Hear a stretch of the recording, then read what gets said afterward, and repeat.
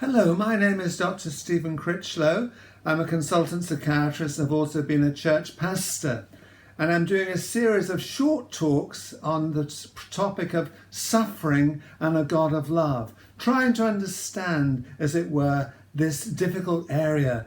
People find it so difficult to understand. How can God be loving and yet there be so much suffering and pain in this world?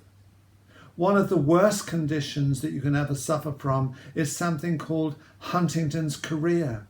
It's not obvious at birth, but becomes obvious later on, and is passed on as a genetic condition.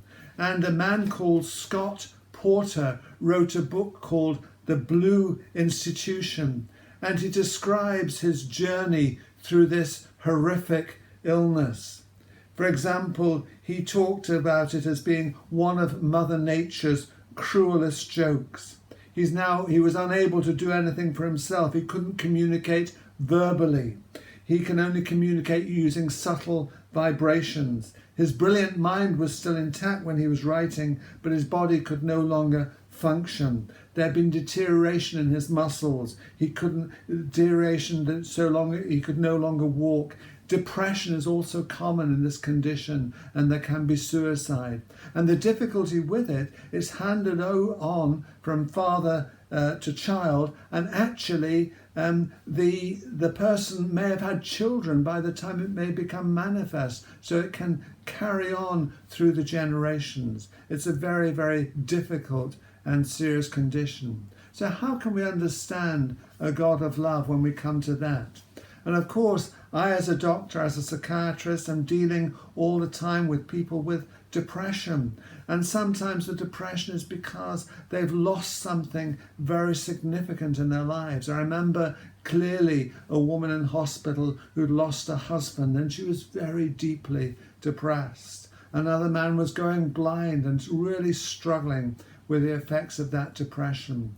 And the loss and pain in people's lives is something very, very difficult to cope with.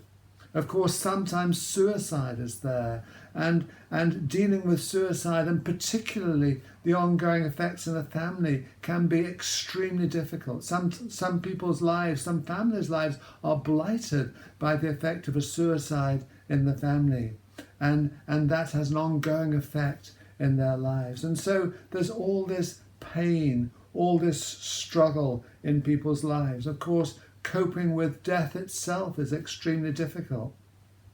I had a good friend whose name was Trevor, who died at the age of 54 from bowel cancer. I'd known him well. He was with me at university together, and it was so difficult seeing him and his wife going through that very painful process. And of course, he finally died. And somehow we have to find answers to early death, to genetic disorders, to the tremendous pain of depression. How can we find answers in these difficult situations? And those are some of the things we want to be looking at.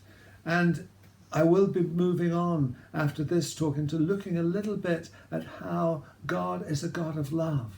And we must keep this in perspective and somehow find our way through these difficult and painful areas. And of course, as I've mentioned before, Christ is the way forward, because in him we see the heart of God. Jesus says, of course, whoever has seen me has seen the Father. In other words, you see God manifest through Christ.